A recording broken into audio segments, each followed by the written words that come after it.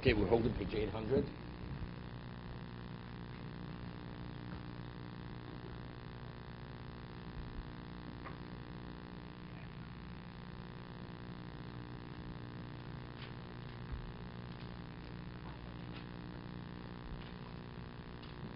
I'd like to just go back to the fourth paragraph. We're speaking about the third group of aesthetics, meaning the abstinence is only to the point of excess. I mean, whatever is needed they have. They live normally, but there's nothing excessive in their lives. Everything's at the minimal level. Poska karash zos mimeno kol kruei musorim. This group has removed themselves from anything which is classified as excess. There's nothing excessive in their lives. Lo ro lotzis me'ayishuv lahaspik ulugufim zonosam, and they chose not to leave the community to provide for their physicality, their sustenance. In terms of what their responsibility is to themselves. The other group, first they go out and they live off nature, herbs. Literally minimal to a point which a human being doesn't live the way they're living. But these people, they've remained to sustain themselves as a normal person would sustain himself, but at a minimum level. And they exchanged the deserts and the mountains for solitude within their homes and within their abodes. And they've accomplished both, they've achieved both without removing themselves from the community. Meaning, if you look at them, they live normal lives, but they've achieved two things. And what is that? They've achieved two things. Their function, their behavior is closer to what normal behavior and what the Torah prescribes. From the people that we discussed earlier.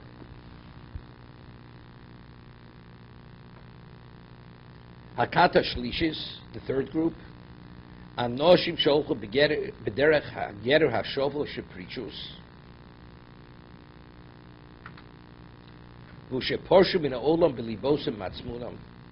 They've removed themselves from this world in mind and in their perspective. And they've joined with the society regarding their physicality and how they settled in this world. But it's real. They conduct themselves as normal people, regular people, plowing, planting. It's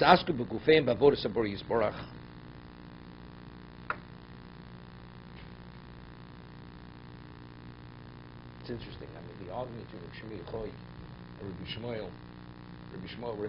Shimi Yochai says you have to totally remove yourself from all physical activity from this world. Hashem will provide.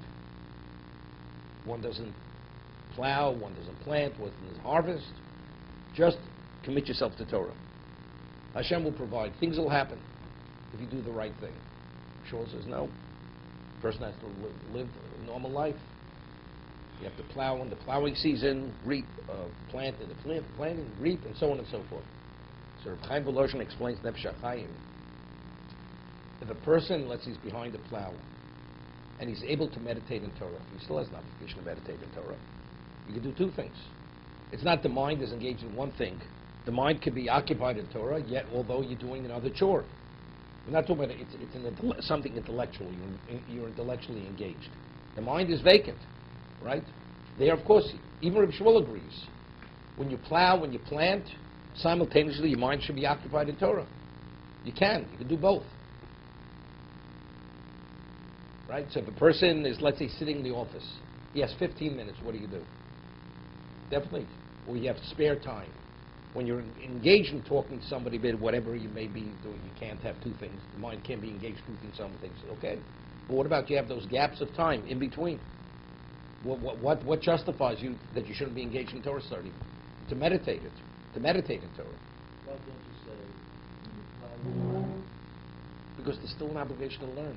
Torah says you must learn continuously, unless you have to take an interruption. No, but here you can do both. No, but the guy who's baking in the You shouldn't be daydreaming. You have an obligation to study. What about if you're sitting and learning and you're daydreaming? But he's daydreaming, okay? No, what I'm saying is, you plow efficiently, your head is on the plow. But let's say a person's able to do both. Let's say a person's able to do both. You're right. No. We're not talking about. You're able to be as efficient with thinking in Torah as not thinking in Torah. Right? Let's say you're able to do both. Is it justified that you shouldn't think in Torah while you're plowing? The answer is no. There was no, the Chazon Ish. He was very strict when it came to Erev on Shabbos. So when very often, two things. When he used to, boys younger than Bar Mitzvah would come Shabbos, and they would be examined by him. He would ask them questions on what they studied throughout the week. In those years, the average boy at the Bar Mitzvah very often wore shorts. And shorts in those days we're not talking about shorts down to the knees. They're like real, people used to work on the kibbutz, way up. So as a result of that, when they would study, their hands would touch their feet. And there's halacha, when you study, you're not supposed to touch an uncovered part of the body because it causes one to forget, so on and so forth. So firstly, he would tell them they should wear pants. Also, they would bring their svarim. They would carry their svarim to his house. And he told them not to. He would say, you leave it. You leave your svarim, you come get it after Shabbos.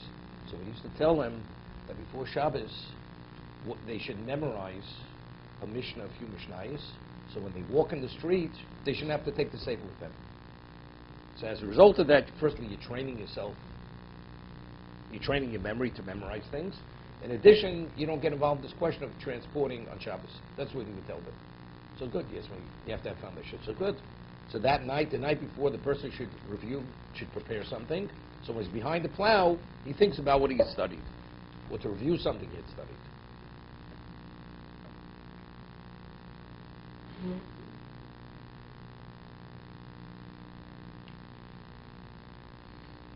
Years ago, on the Lower East Side, there were many storekeepers who were religious Jews, whether it was a grocery man, and they used to have svarim in the store.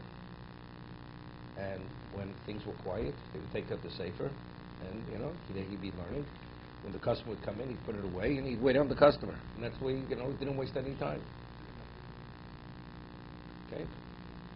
They're going to make a movie on it. What used to be. It's very, very rare that you see that. Okay?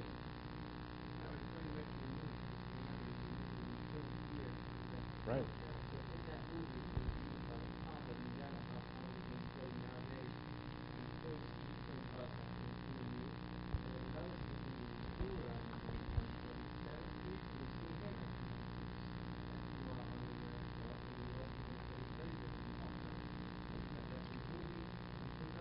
Yeah, but it's not off time. I'll tell you, this is like in between customers. It's not off time. It's not during his lunch break.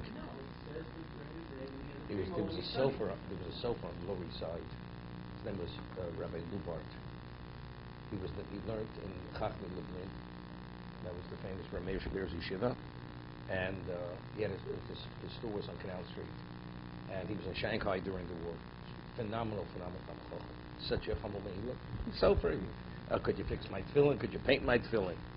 You want to talk to him. People didn't know who he was, but he was a phenomenal Talmud Chacham. And Moshe used to speak to him. He wasn't an ordinary. He was more than just a regular, ordinary Talmud Chacham. And when you'd walk in there, even though he was a sofer, always had svarim. He was learning, and he only interrupted his learning when he had to wait on a customer. To be continued.